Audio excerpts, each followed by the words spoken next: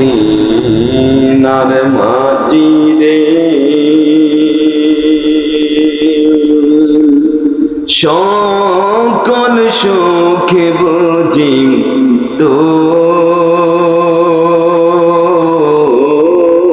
কপালে। ও মদিনা হারি।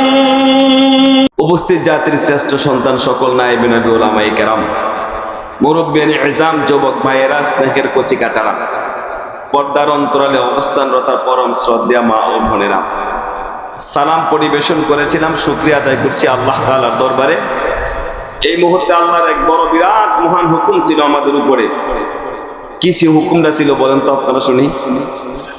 মাশাআল্লাহ, অনেক কলজার মানুষ পাইছে। এশার নামাজ পড়া ভাইয়া, এই ঈশান নামাজ আমরা যথাসাধ্য আলহামদুলিল্লাহ জামাতের সঙ্গে আদায় করেছি। ঈশান নামাজ আদায় করার পরে আমরা মাদ্রাসা সংলগ্ন নিচে বিছানা, উপরে সামিয়ানা, Dhaka to Chittagong high road সংস্পর্শে জান্নাতের বাগানে আল্লাহ তাআলা আমাদেরকে বসাই দিয়েছেন। শুকরিয়া আদায় করি। সকলে পড়ি, একসাথে পড়ি আলহামদুলিল্লাহ। মাহবুবুর রহমান আশরাফির ছোট ভাই আনিসুর রহমান আশরাফি হুজুর সারা বাংলাদেশে এত সুন্দর কথা বলেন, মানে কথার ভিতরে কোনো রস নাই, কোনো সুর নাই, কথার ভিতরে কোনো টান টুন কিচ্ছু নাই, কিন্তু এক একটা কথা মানে কলিজার ভিতরে যায় এমন লাগা লাগে, মানে মনে হয় যেন জাহান্নামের বয়ান করলে মনে হয় জাহান্নাম সামনে, জান্নাতের বয়ান করলে মনে হয় জান্নাত সামনে। খুব সুন্দর সুন্দর কথা বলেন। তো হুজুর এই কথাটাও বারবার বলেন যে মানুষ যত কম হয় আমার বয়ান তত ভালো হয়। অর্থাৎ কম মানুষের মাঝে উনি বেশি ভালো বলতে পারেন। হুজুর বলে থাকেন এভাবে। আবার হুজুর এভাবে বলেন যে আল্লাহর কথাগুলি এড্রিম বলি এমনি আর একটু দেন, আমার কানে আসে না, সাউন্ড গুলা দেন। নুর মানিক চরের যুবক রে, ও যুবক মুরব্বি বাজার,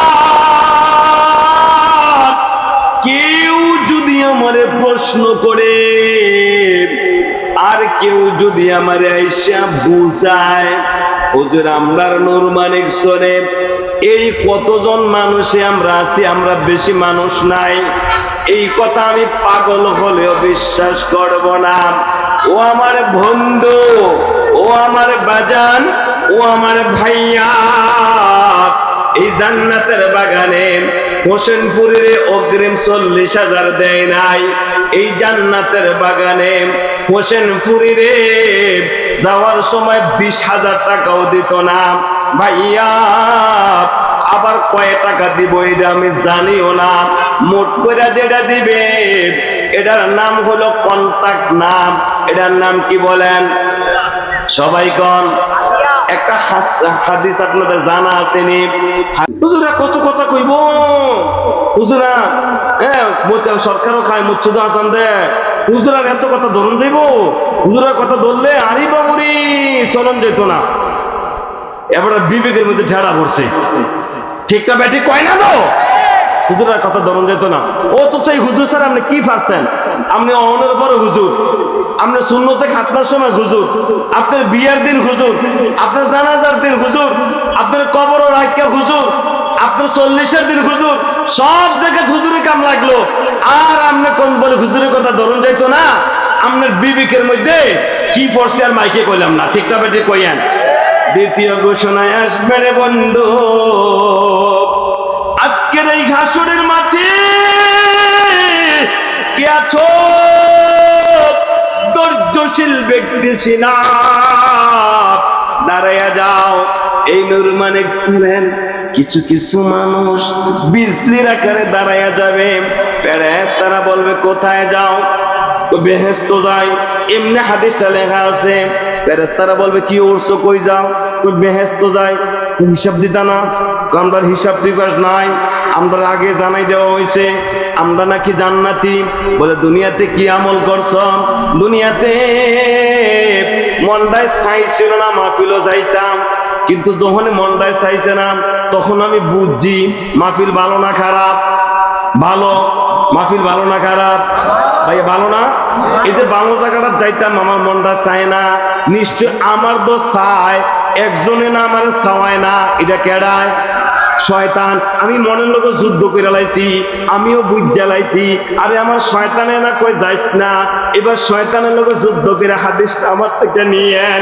আপনি মাহফিলের মধ্যে শুইলাইছেন, বদরের সময় আপনার উঠতেন মন চায় না, আপনি আবার বুঝ জ্বালাইছেন, আরে আমার যে উঠতাম মনটা চায় না, আমি তো মসজিদে যাওয়ার জন্য আমার আল্লাহ ডাক দেয়, হাইয়া আলাস সালাত, আমার আল্লাহ ডাক দেয়, আসসালাতু খায়রুম মিনান নাওম, ঘুমের থেকে নামাজ বলো তাড়াতাড়ি উঠে এলাম। আমার কাছে যে লাগে, আমার কাছে যে ভাঙ্গে না, আমার কাছে যে উঠতাম মনটা চায় না, শয়তান দেন আমার দইরা রাখছে, খেতাটারে যে লাত্তি মেরা হালাইয়া, ইয়াউমা তারাল মুমিনিনা ওয়াল মুমিনাতি ইয়াসআ নূরুহুম বাইনা আইদিহিম ওয়া বিআইমানিহিম। ও আমার নূর মানিক সরের বাজানো, ওই আমার নূর মানিক সরের যুবক রে, এই যে সকালবেলা ভাইয়া তুমি ওযু করছো, আমি যদি সময় পেতাম, আমার পরে যদি কোনো মানুষ বক্তা না থাকতো, আমি ঘন্টার পর ঘন্টা তোমারে নিয়া আমি কাটাইয়া দিতাম আমার মাওলার কথাগুলি, মাওলায় আমার জবান দিয়ে বলাইয়া দিত। জানেননি এই নবীর উম্মত যদি জাহান্নামেও যায়, নবীর উম্মতের চেহারা কালো হবে না, নবীর উম্মত যদি জাহান্নামেও যায়, নবীর উম্মতের হাতের মধ্যে করা থাকবে না। কন্যা সুবহানাল্লাহ। অনেক লম্বা কথা। এই যে লাইট গুলা কি লাইট? Tube light. আপনার এই জায়গাটা এই হাতের থেকে এই কনুই পর্যন্ত ওজুর মধ্যে কয় না, 2 হাতের কনুই সহ 3 বার বলেন কি করা? ধৌত করা। আপনি যে দুইছেন, আল্লাহ সূরা হাদীদের মধ্যে কথাটা কইয়া লাইছে পছন্দ কইরা, ইয়াউমা তারাল মুমিনিনা ওয়াল মুমিনাতি ইয়াসআ নূরুহুম বাইনা আইদিহিম ওয়া বিআইমানিহিম। আব্বা ভাইয়া, টিউবলাইটের মতো ফুলসেরাতের ফুলে আপনার এইখান থেকে এইখান পর্যন্ত বিজলির মতো আলো দিব। আমার যুবক ভাইটি কয় না সুবহানাল্লাহ? ভাইয়া দেখছেন নি, এটা আপনার চলবে। আমার আল্লাহ কয় এই কোরআনের মধ্যে টুকটাক ভুল কইছে, টুকটাক মিছা কইছে, আবেগে কইয়া লাইছে, 100% সত্য নি কোন? তাহলে যদি আপনি ওজুর মধ্যে ব্যবহারটা কইরালান, এইটা আপনার ফুলচেরাতের ফুল বীজদের মতো চমকাবে। বন্ধু, কত সুন্দর ইসলাম আমার। এই যে আপনার মুখমণ্ডল, ওজুর মধ্যে হুজুরা কয় চুলের গোড়া থেকে থুতুনির নিচ পর্যন্ত, এক কানের লতি থেকে অন্য কানের লতি পর্যন্ত সমস্ত মুখমণ্ডল 3 বার বলেন ধৌত করা, 3 বার ধৌত করা। এই জায়গাটায় আপনার টিউব লাইটের মতো আলো দেবে। প্রমাণ কি? সূরাতুল হাদীদ। এই সূরা হাদীদের মধ্যে আল্লাহ কয় টিউব লাইটের মতো আপনার মুখটা জ্বলবো। সুবহানাল্লাহ কয় না? কে গেছে নবীজি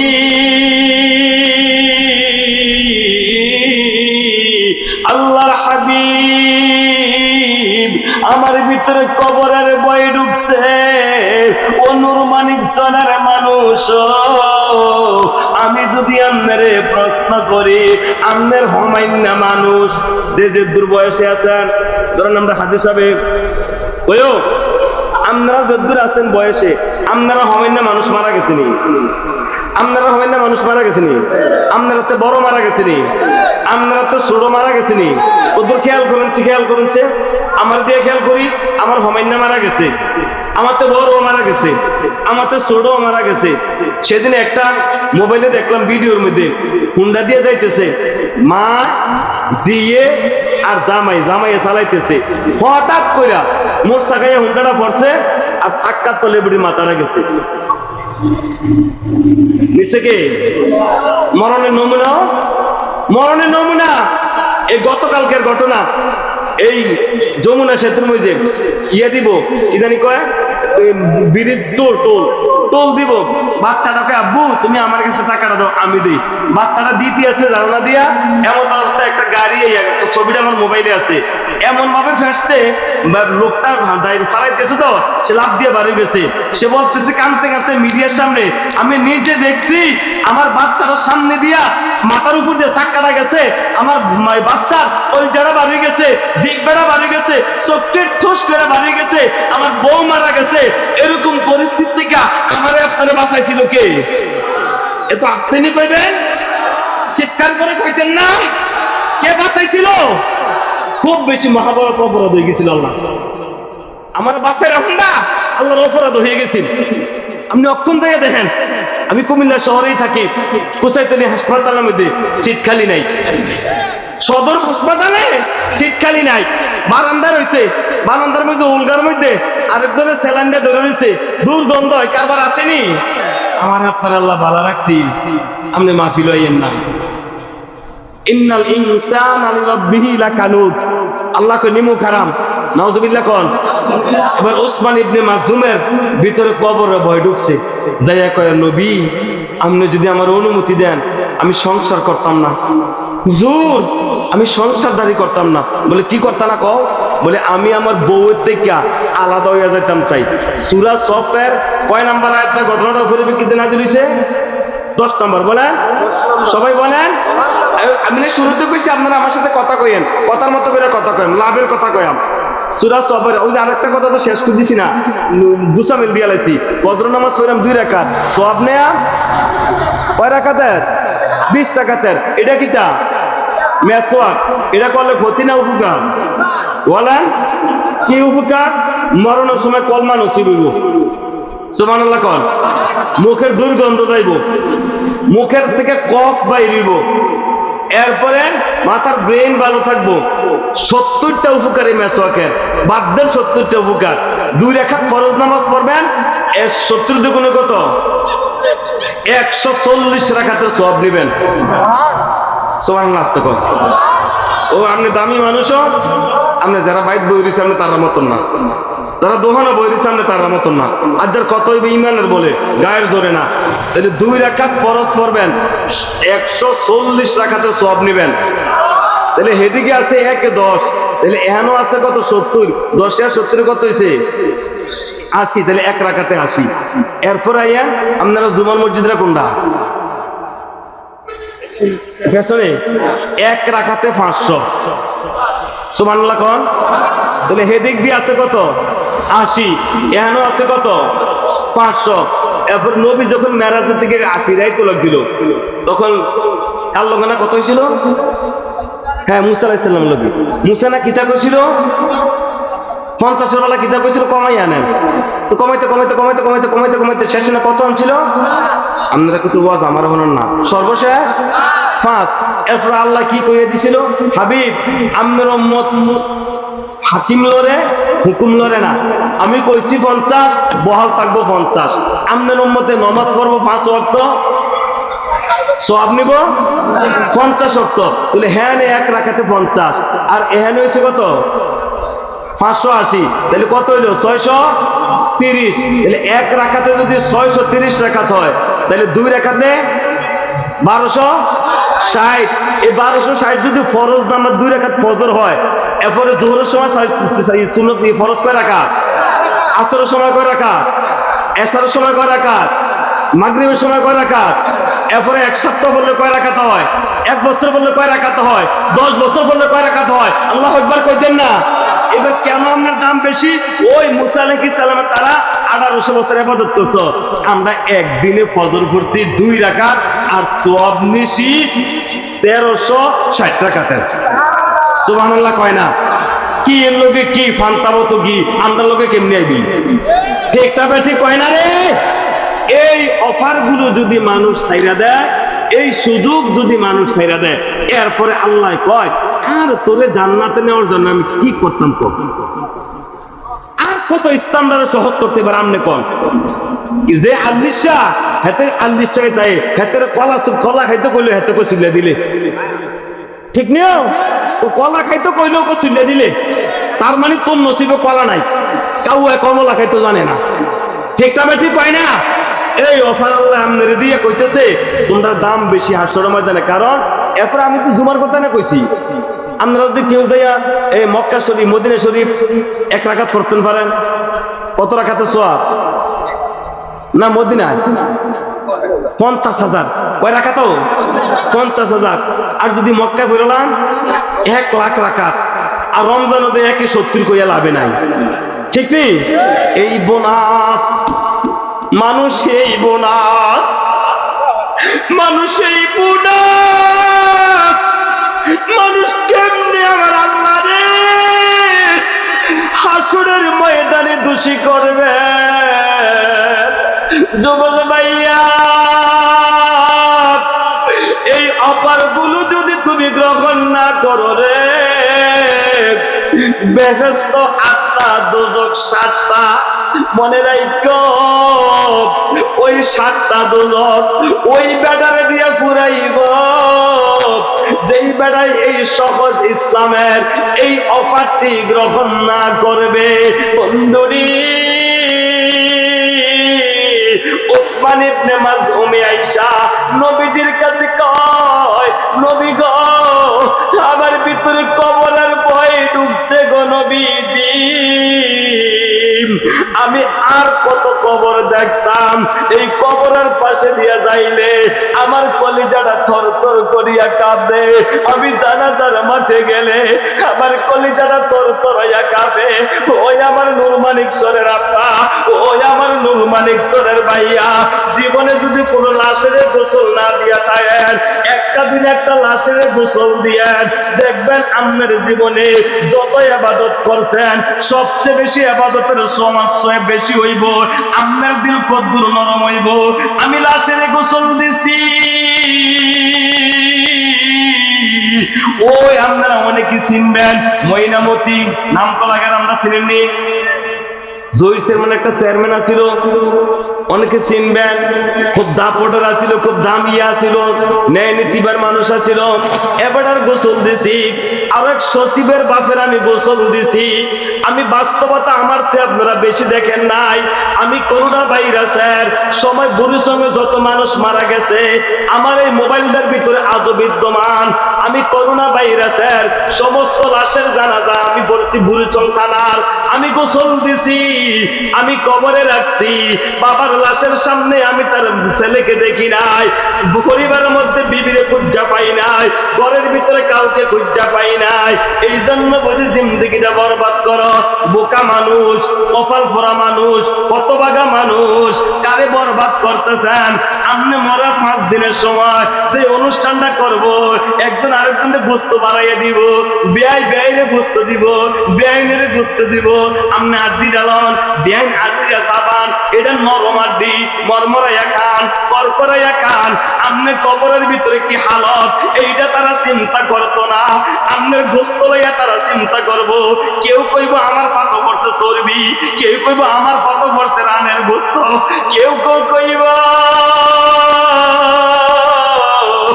আমার পাত জল পড়ছে, কেউ কইব তরকারি মজা হইছে। বন্ধুরি, আপনার কবরের হালত বাবা কেউ চিন্তা করবে না। আমার মাওলাই দেখ কইছে, ইয়াউমা লা ইয়ানফাউ মালুন ওয়ালা বানুন ইল্লা মান আতাল্লাহ বিকলবিন সালিম। হাসরের ময়দানে কেউ কারোর পরিচয় দেবে না। এইটা নমুনা আমার আল্লাহ করুণা দিয়ে দুনিয়াতে দেখাইয়া দিছিল। কেউর পাশে কেউ ছিল না। বাস্তবতায় আপনি আমার চেয়ে বেশি দেখেন নাই। 40 দিনের পরে আপনার কথা 2-4 বার সপ্তাহ 2-1 দিন মনে পড়ব।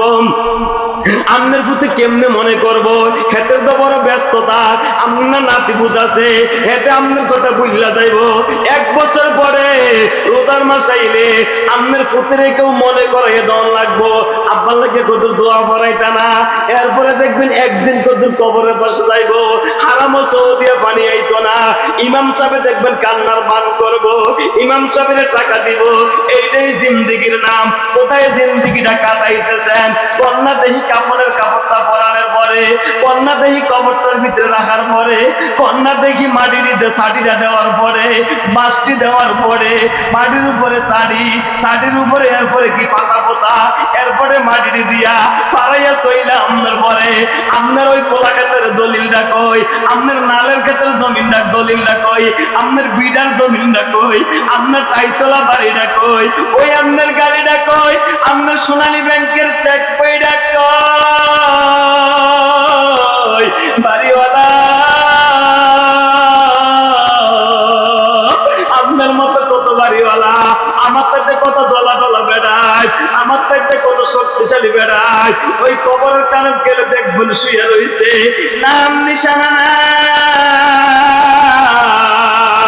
আপনি মাহফিল দিয়ে বাড়ির মধ্যে বসে রইছেন, আপনি কচিকে কচিকে কথা কন, আপনি বুঝি মরতেন না বাজানো। এই জন্য বলছি তুমি আর কেউ আমাদের আপন না, আমাদের আপন কে? একজন আপন আল্লাহ, আরেকজন আপন আছে চিনেননি, উনি কি আপন জানেননি? দুনিয়াতে আসার সময় সেজদায় পড়েও কাঁদছে, ৬৩ বছরও কাঁদছে। আর আপন ব্যক্তিরে জানেননি? যখন মালাকুল মউত আইছিল আমার পরে কইছে হুজুর আপনি যাইতেন না, কইতেছে যায়াম, কবে শর্ত হইল আল্লাহরে কুদুর জিগাই আইও, আল্লাহ যে আমার নিত তোমার, তোমার নিত আমার নিত তোমার পাঠাইছে, সামাল্লি বাদে উম্মতি, আমি চইলা গেলে আমার গুনাহগার উম্মতের কি অবস্থা হবে? ও বন্ধু শুনছনি আমার নবী কয় মরণের সময় কয় আল্লাহ আল্লাহ আল্লাহ কবুল করো।